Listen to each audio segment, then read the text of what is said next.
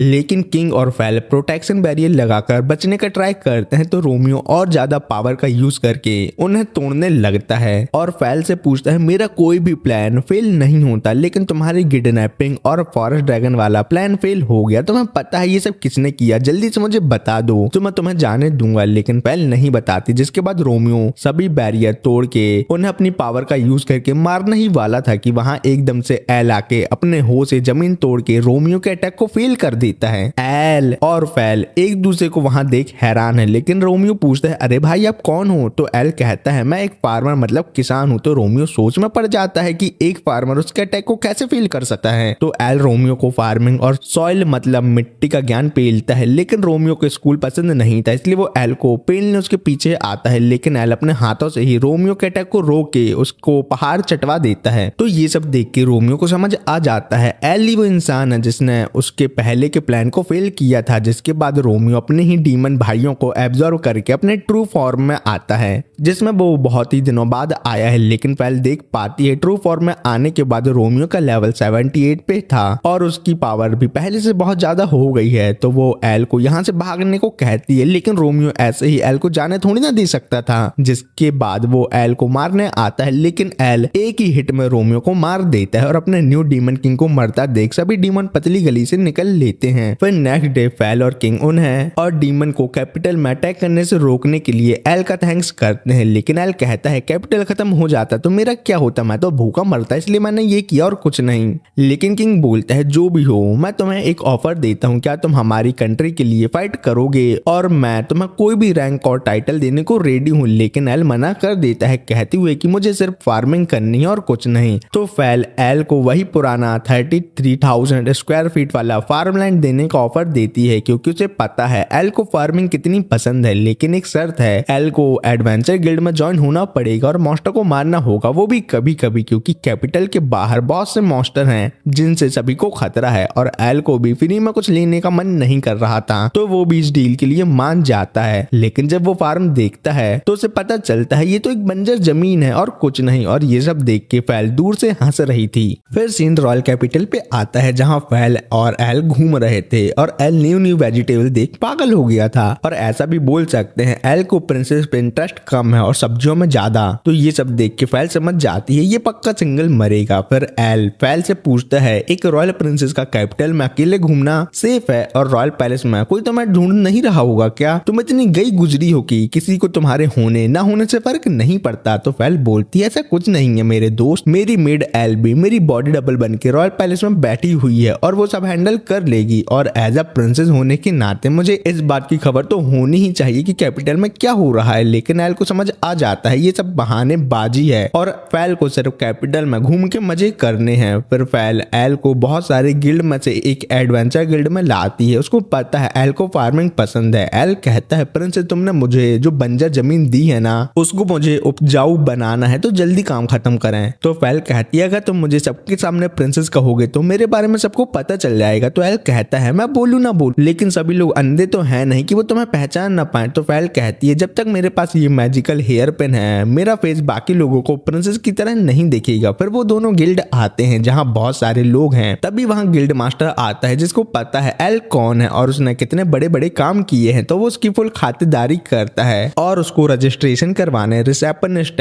Helen के पास लाता है। लेकिन इंट्रोडक्शन देने के पहले ही एल का पेट गुड़गुड़ करने लगता है। अरे उसको 2 नंबर नहीं जाना, उसको भूख लग रही है। जिसके बाद हेलेन उसे अपने हाथों से बनी हुई फ्रूट पाई देती है जो एल को बहुत पसंद आती है। जिसके बाद हेलेन उसका फॉर्म देख के कहती है जब तुम एक फार्मर हो तो एडवेंचर क्यों बन रहे हो? तो एल उसे शॉर्ट में बताता है किसी ने मुझे फार्मिंग के लिए जमीन दी है और बदले में मुझे एडवेंचर बन के मॉन्स्टर मारना है, लेकिन मेरा मेन काम फार्मिंग है और एडवेंचर गिरी मेरी साइड जॉब होगी। तभी वहाँ पहले वाले एडवेंचर आते हैं जो सभी को बता देते हैं एल ही वही बंदा है जिसने अपनी गाजर से एस रैंक ड्रैगन को ब्लास्ट करके मार गिराया है। ये सुन के गिल्ड के सभी एडवेंचर हैरान हो जाते हैं कि ये कौन पावरफुल एडवेंचर है जो यहाँ आया है। तो ये सब सुन के हेलन एल से कहती है कि एल तुम इन प्रो लोगों से कुछ टिप ले सकते हो। जिसके बाद वो एडवेंचर पार्टी अपना इंट्रो देते हैं। लीडर का नाम है जेक, लड़की का नाम है लामिया और लड़के का नाम है ल्यू। और ल्यू को लामिया बेकार समझती है इसलिए वो एल को अपनी पार्टी में चाहती है। क्या मतलब उसको जवान लड़के पसंद है। लेकिन एल पार्टी ज्वाइन करने का ऑफर रिजेक्ट कर देता है क्योंकि उसे सिर्फ फार्मिंग फार्मिंग करनी है, लेकिन पार्टी बिना कुछ सुने वहां से चली जाती है और एल को लगने लगता है वो धीरे धीरे फार्मिंग से दूर होता जा रहा है। जिसके बाद हेलन बोलती है, अरे एल तुम बहुत पावरफुल समझ में आते हो। फिर एल हेलन से कोई रिक्वेस्ट मांगता है। हेलन कहती है तुम अभी ज्वाइन हुए हो तो तुमको सिर्फ लो लेवल क्वेस्ट मिल सकते हैं। जिसके बाद हेलन उसे रैंक सिस्टम के बारे में बताती है। रैंक जी से लेके डबल एस रैंक तक होती है, लेकिन वो सिर्फ हीरो की होती है, तो नॉर्मल रैंक जी से लेके एस तक है। जिसके बाद हेलन एल से कहती है जितने पावरफुल तुम मुझे समझ में आ रहे हो तुम बहुत ही जल्दी एस रैंक तक पहुंच जाओगे। लेकिन एल ऐसा नहीं चाहता क्योंकि वो सभी की नजरों में नहीं आना चाहता, वो लो प्रोफाइल रहना चाहता है। जिसके बाद हेलन उसे फॉरेस्ट से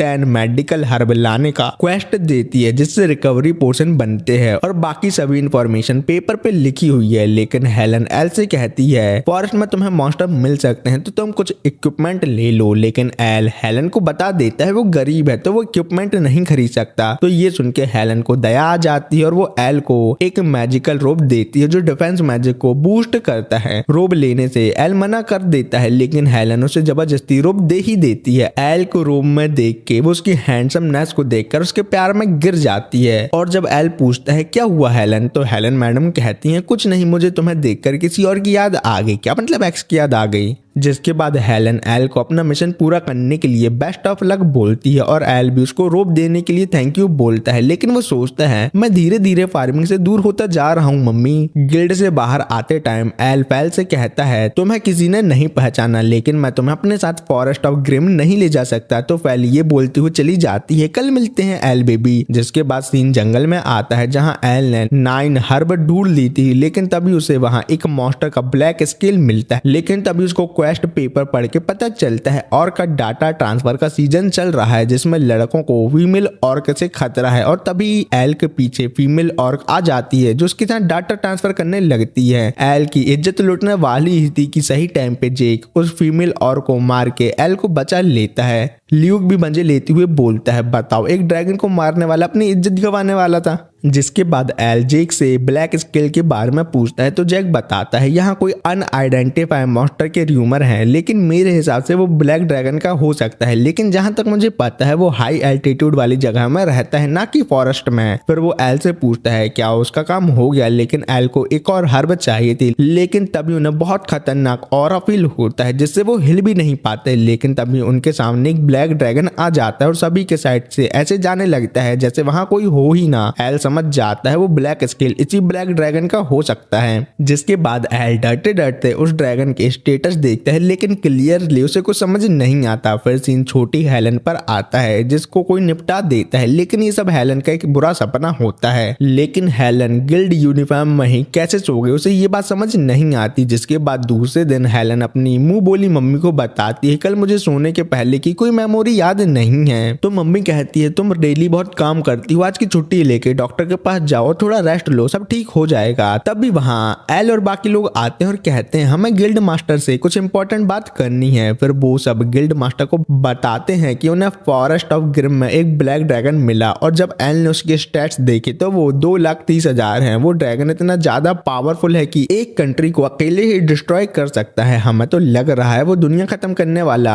औरोबोरस ड्रैगन है। ये नाम सुनते ही हेलन डर के मारे गिर जाती है। फिर जेक आगे कहता है वो हमारे आगे निकलने के बाद एकदम से गायब हो गया। अगर गिल्ड मास्टर मेरी मानो तो फॉरेस्ट ऑफ ग्रिम जाने से सभी को कुछ टाइम के लिए बैन कर दो। और जब एल उन्हें ड्रैगन स्केल दिखाता है तो ये देख के हेलन को एक फ्लैशबैक याद आता है जिसमें उसके छोटे भाई को ब्लैक ड्रैगन मार देता है। फिर प्रेजेंट में ये देख के हेलन बेहोश हो जाती है। फिर कुछ देर बाद हेलन की मुंह बोली मम्मी को एल अपना इंट्रो देता है और पूछता है हेलन कैसी है, तो मम्मी बोलती है वो सिर्फ बेहोश हुई है और कुछ नहीं। और मम्मी ये देख के हैरान है कि हेलन ने अपना मैजिकल रोब एल को दे दिया है। मम्मी बताती है हेलन को अपने बचपन का कुछ याद नहीं है, उसे सिर्फ अपना नाम और ये रोब याद है। 15 साल पहले मम्मी को हेलन रिवर किनारे डली मिली थी और उसके कोई रिलेटिव नहीं थे तो उन्होंने उसे अडॉप्ट कर लिया। लेकिन मम्मी को लग रहा है हेलन का पास्ट औरोबोरस से रिलेटेड है। तो ये सुन के एल कहता है मैं इस बारे में पता लगाऊंगा और हेलन की मदद करूंगा क्योंकि मैंने ही औरोबोरस ड्रैगन के स्टैट्स देखे हैं। तो मम्मी कहती हैं तुम जी रैंक एडवेंचर हो, तुम फॉरेस्ट ऑफ ग्रिम नहीं जा सकते, तुम ये काम एस रैंक और रॉयल नाइट पे छोड़ दो। तो एल उन्हें बताता है मैं तो लाइब्रेरी जाके कुछ इन्फॉर्मेशन लेने की सोच रहा हूँ। तो ये सुन के मम्मी एल को कुछ रिकवरी पोशन एडवांस पेमेंट के तौर पर देती हैं ये काम करने के लिए। फिर जब एल गिल्ड से बाहर आता है उसे रीक